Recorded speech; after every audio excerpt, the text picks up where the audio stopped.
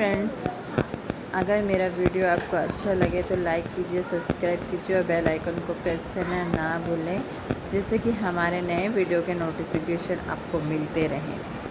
और अगर मेरा वीडियो आपको अच्छा लगे तो आप इसे अपने दोस्तों से भी शेयर कर सकते हैं। तो चलिए आइए हम स्टोरी को आगे बढ़ाते हैं। जो हम कहानी सुनाने जा रहे हैं ये एक सच्ची कहानी है। ये कहानी एक राजा की है। जो राजा अपने राज्य में सुख समृद्धि चाहता था और अपने जो लोगों थे वहाँ पे, गांव के जो सब व्यक्ति थे, उनको सारे की मदद करता था। वो राजा एक ऐसा राजा था कि मैंने अगर किसी को दुख देखे तो उसका भी मदद के लिए वो खुद तत्पर हो जाता था। ऐसा राजा था वो। तो वो राजा एक दिन सब कुछ अपना जैसे नियमित कार्य होते हैं वैसे वो कर रहा था। करते करते राज्यसभा बैठाया। राज्यसभा में एक बार ऐसा हुआ कि एक किसान उनके पास आए और कहने लगे कि इस बार वर्षा तो हो नहीं रही है, राजन आप हमारी कुछ मदद कीजिए जिससे कि हम अपनी खेती बाड़ी को बढ़ा सकें, कर सकें। कुछ ऐसा उपाय आप ढूंढिए कि हम अपना काम कर सकें। तो राजन ने कहा, मैं तो ईश्वर नहीं हूँ सज्जन, मैं एक राजा हूँ और मुझसे जो भी कार्य हो सकता है मैं वो पूर्ण करूँगा आपका। तो वो किसान ने कहा कि जैसे ही आप कहें वैसे ही होगा, पर आप हमारी मदद कीजिए। तो वो राजा अपने किसी और राज्य से मदद मांगता है कि इस वर्ष हमारे यहाँ पे वर्षा नहीं हुई है, तो आप अपने ओर से जो नदी आती है वहाँ से हमें कुछ थोड़ा सा पानी इधर प्रदान करिए। तो उस राजा ने भी उनसे मना कर दिया कि हमारे भी वर्षा नहीं हुई, लेकिन हमारा जो बचा हुआ जल है हमें उसी में कार्य करना पड़ेगा। अगर हमारे पास अधिक नदी में अगर हमारा पानी होता, जल होता, तो हम आपको अवश्य ही देते।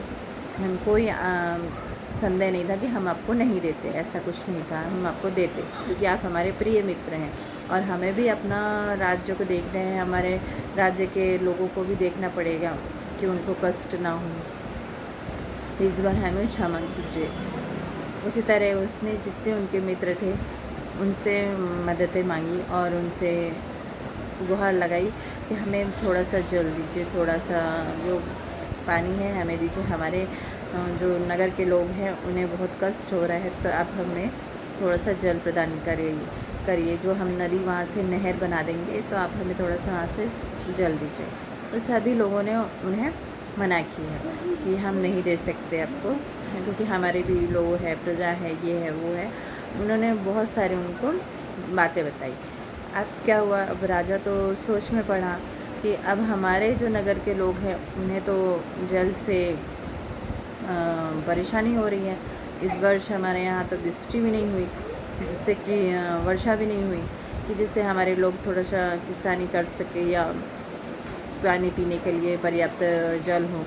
अब क्या करें ऐसा कि हमारे यहाँ पे जल आए। तो अब जो राजा थे, अब जो राजा की पत्नी थी, वो दोनों ही सोचने में लगे हुए थे कि क्या ऐसा किया जाए कि जिससे कि हमारी प्रजा शांति से रहे। फिर अब उनके संतान थे नहीं, तो अब वो वैसे भी चिंतित रहते थे कि हमारे आने वाला जो वंश होंगे वो कब आएंगे जो हमारे राज्य गद्दी को संभाल सके, ऐसा उनके दिमाग में चलता रहता था। तो उनके जो राजपुरोहित थे उनको बुलाया गया कि आप कुछ उपाय करिए जिससे कि हमारे यहाँ इस वर्ष वृष्टि हो, जिससे कि किसान अपने खेती बाड़ी कर सके, क्योंकि उनको परेशानी हो रही है। अब जो राजपुरोहित थे उन्होंने एक निर्णय लिया कि इस वर्ष हमारे यहाँ वर्षा नहीं हुई है तो हम इंद्रदेव के लिए यहाँ पे यज्ञ करेंगे और वृष्टि कराने के लिए उनसे प्रार्थना करेंगे। तो राजन ने बोला ठीक है चलिए, आप जब ये कह रहे हैं तो हम मानते हैं, तो उनके लिए जो भी सामग्री हो आप हमें बताइए, हमारे मंत्री उसके लिए प्रस्तुत हैं और वो सामान लेके आ जाएंगे। अब इतने में जो दूसरे राज्य के जो राजा थे वो भी बोलने लगे कि राजन हमें क्षमा कीजिए, आप हमसे क्रोधित ना होए, क्योंकि हमारे यहाँ भी वृष्टि नहीं हुई है, तो जो जल है वो हमारे भाइयों के लिए है, तो हमें क्षमा कीजिए लेकिन क्रोधित ना होए। तो वो राजन ने कहा कि कोई बात नहीं है, जल के लिए मैं किसी के साथ मैं बैर नहीं कर सकता, मैं क्रोधित नहीं हूँ। तो वो सारे संतुष्ट हुए और वो सारे अब उस यज्ञ में शामिल होने के लिए उन्होंने न्योता दिया और राजन ने कि आप सभी को मेरे ओर से न्योता है कि आप इस यज्ञ में आइए। अब वो सारे जो राजा थे वो धीरे धीरे अपने परिवार वालों के साथ उस यज्ञ में आते हैं।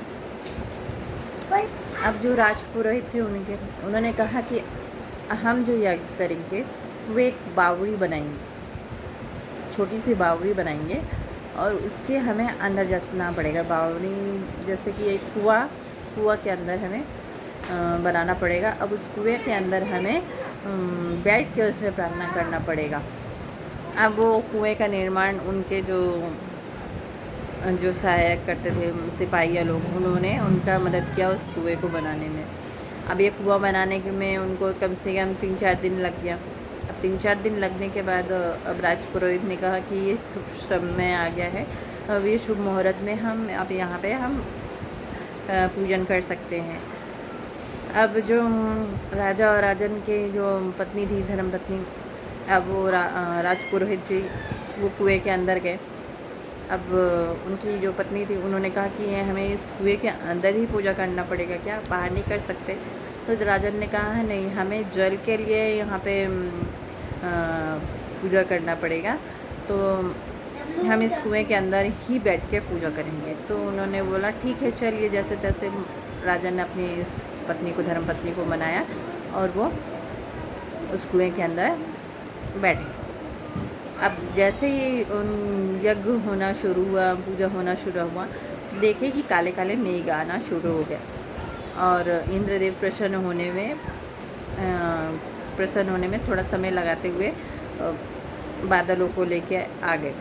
अब उतने में वहाँ वृष्टि तो धीरे धीरे होने लगी, जब तब वहाँ पे जो उनके सिपाही लोग थे वो उस कुएं में यज्ञ भंग ना हो, जिससे बाधा ना पड़े, तो वो वहाँ पे उन्होंने ऊपर से कुछ ढाकने का योग बनाया जिससे कि वृष्टि का जल उस यज्ञ में ना जाए।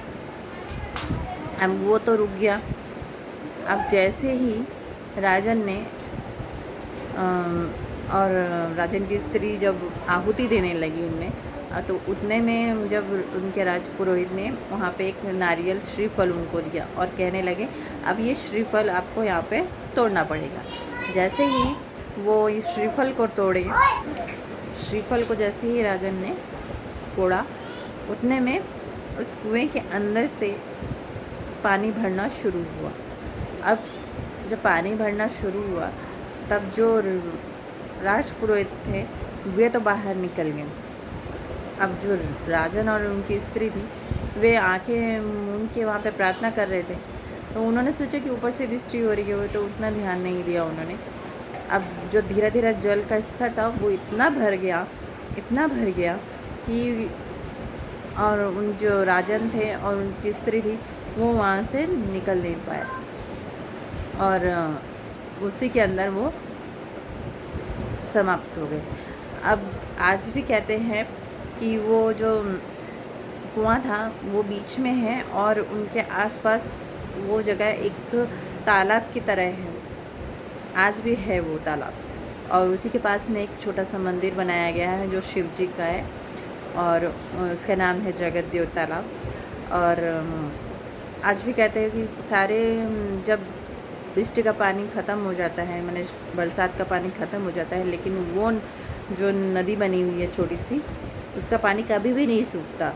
वो जो राजा और राजन की धर्मपत्नी थी उन्होंने आशीर्वाद दिया कि आज से हम जब यहाँ पे समाप्त हो रहे हैं, लेकिन ये पानी कभी भी समाप्त नहीं होगा। ये हमारी ओर से वरदान हम दे रहे हैं, वो कभी समाप्त नहीं होगा जल।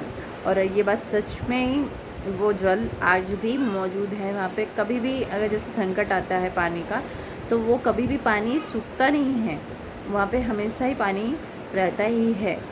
तो चलिए, अगर मेरा वीडियो अगर आपको पसंद आता है तो आप इसे लाइक कीजिए, सब्सक्राइब कीजिए, और आने वाले नए वीडियो जिससे आपको मिलते रहे तो नोटिफिकेशन में क्लिक करना ना भूलें।